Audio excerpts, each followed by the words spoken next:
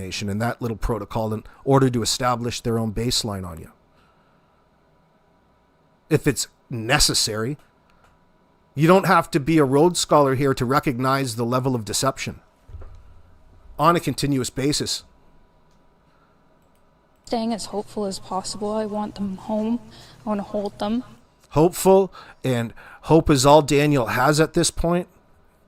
What nonsense coming out of the fucking parents of Jack and Lilly, people who were supposed to be protecting them.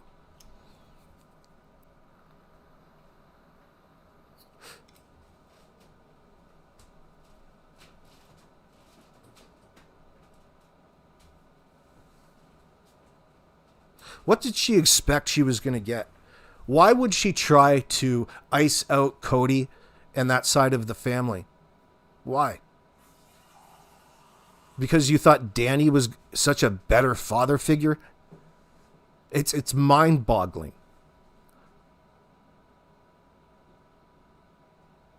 Very poorly thought through in that sense.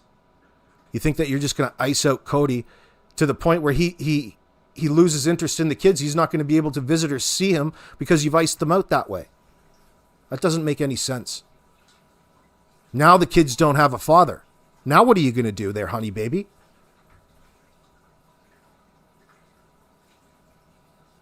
You're going to go trying to look for a better one, a newer one?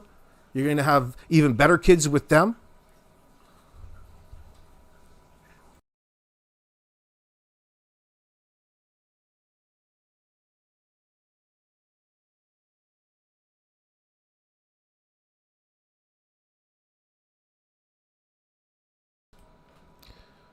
Shit's going on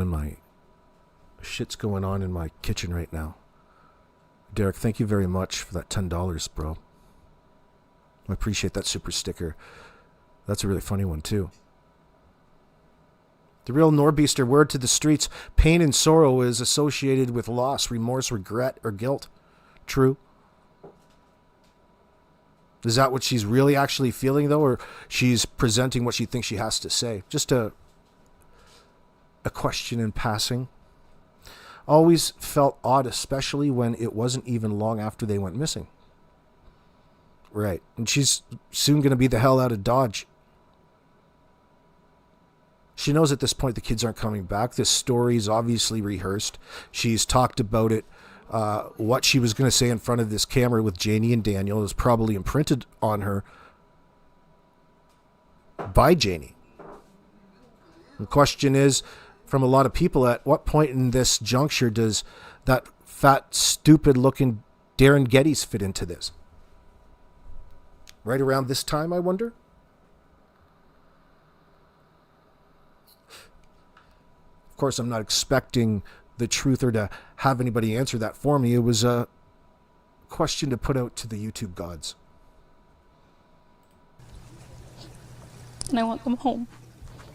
What happened was we woke up, I heard them playing in the next room beside us, and I was drifting in and out of sleep. And they're not the type of kids that we tell them not to go outside on their own. We always make sure that we're out there with them, watching them. And they happen to just get out that sliding door, and we can't hear it when it opens. And they were outside playing, but we weren't aware of it at the time. And the next thing we knew, it was quiet. And we get up and I tell him, my partner, Daniel, I tell him, do you hear the kids? And he says, no. And we get up instantly. We're looking outside. We're looking everywhere, yelling for them. And I instantly just call 911. I just had the instinct.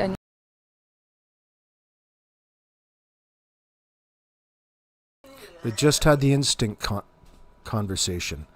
Shannon, I don't know why that's not coming up as a thank you on my screen, but thank you very much for the 20 Australian super sticker. That's fantastic. I love that Australian money. Let me check that for a second. I don't know why it's not.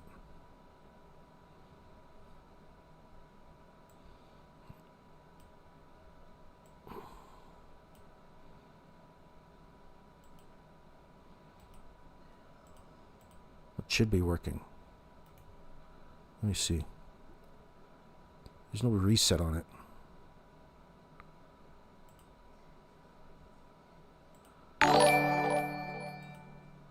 Yeah, it should be doing that.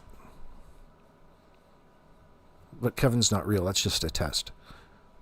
That's only a test. Thank you very much there, Shannon.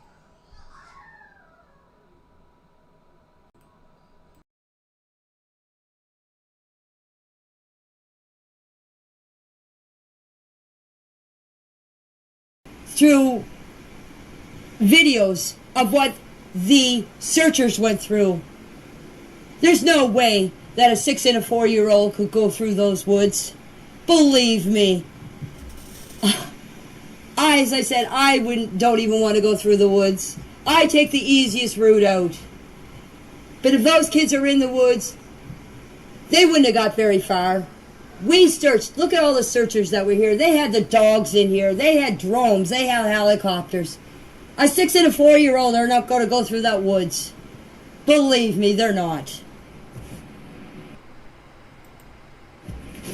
Well, that's a question that's hard for me to answer. The reason why is, if any of you have watched Malaya's video of her when she was a teenager and the way she talked about things is the way she is now.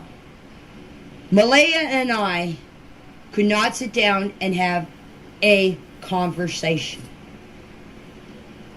If it was just a brief conversation. When I first met her, when Daniel See, the way I thought is anything else that happened here that day was not important to me. I want to stress that wasn't important to me. The only thing that I was thinking about that day was finding Jack and Lilly. And I spent all day, except for when I came here and had a little bite to eat because my daughter-in-law brought some food, and I had a sandwich, and then she took the rest of the food into the trailer, and the ones that were in there, all her family, ate all the food. Anything that anybody brought, they took it to the trailer, and they ate it all. We didn't get anything. We had to... Like, you want to turn something that should be very straightforward into some sort of family reunion, number one, is very bizarre. It had to have been bizarre to watch the RCMP, and it's a complete distraction for them. That's what the intent was.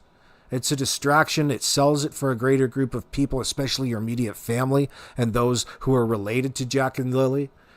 And the plot to the play was putting the blame all on to Jack and Lilly as though they just wandered off into the bush. Completely ridiculous. Anybody knows that they, if the way that you portrayed the story, the way that you guys want to portray it, you should have been able to see those kids.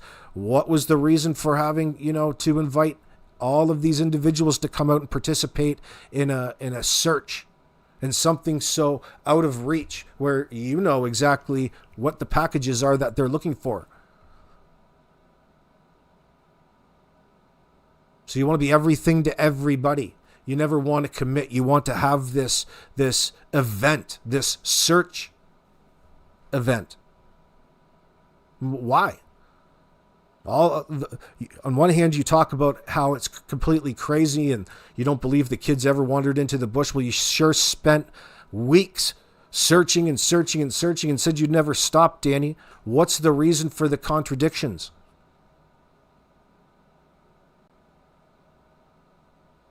You guys have been lying every step of the way to whoever you had to lie to.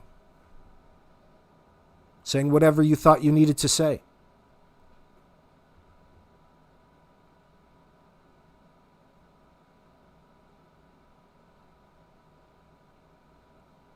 Yeah, that'll be used against you. Defend for herself. As I said, it was like a family reunion. They were in there talking and laughing and going on. So, and the only time that I went into the trailer is that time when I seen them all laughing and carrying on was to tell Malaya that Justin and I were going back out to look for the kids. And she said, "Do you want me to shut the chickens in?" That's the only time that I set foot in that trailer all day. Except for when everybody left and The police officers came and asked Daniel about the pink blanket. I was there when they went out to the garbage can and took the pink blanket out of the garbage.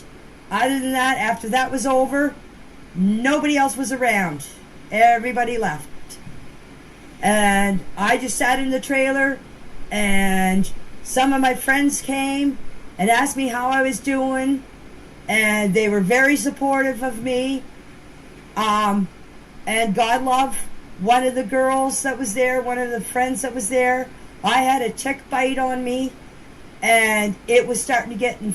This was on Saturday. I had a tick bite on me. God love her. She went to the pharmacist and got me pills. Like she just picked that up and she didn't already have an infestation of probably RV lice. And, the body lice. She's probably got a bush so goddamn thick down there. It's got 3 different species. Finally, somebody asked her, what the hell's up? Do you want me to go to the pharmacy, grab you some antibiotics and chase away these things? Maybe we could use some bush medicine.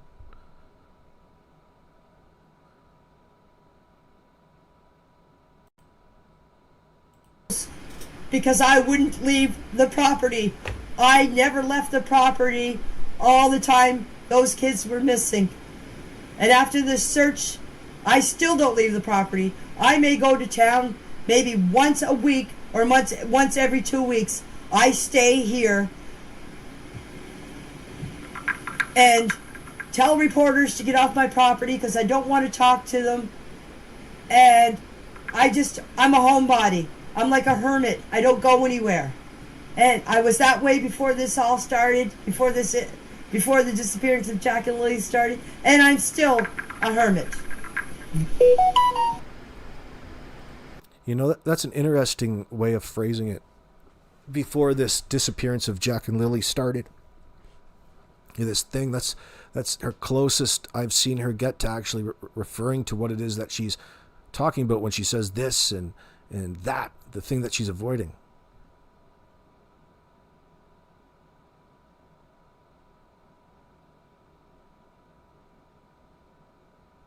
Well, friends, we're going to have 2 hours and 20 minutes. We're going to wind tonight's episode down, coming up at 11 p.m.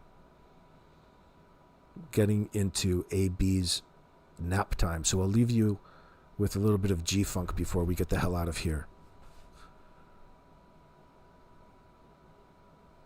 We'll see you back again on Live tomorrow. Keep your heads up for some videos on the upload I'll say around every 6 hours or so for the next little bit. Thank you very much as well for the super chats and people donating memberships. That's very generous of you all. We're fighting the good fight here, my friends. And we'll see you on the next one.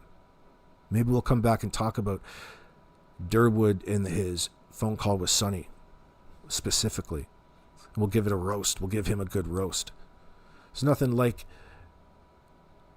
talking about all of the lies that he's admitting to there. Trust me, I'm lying to you. Trust me, I lied to you, but you can trust me now. There's my reasons. All kinds of reasons to be deceptive in this situation. So they have all kinds of reasons, I should say.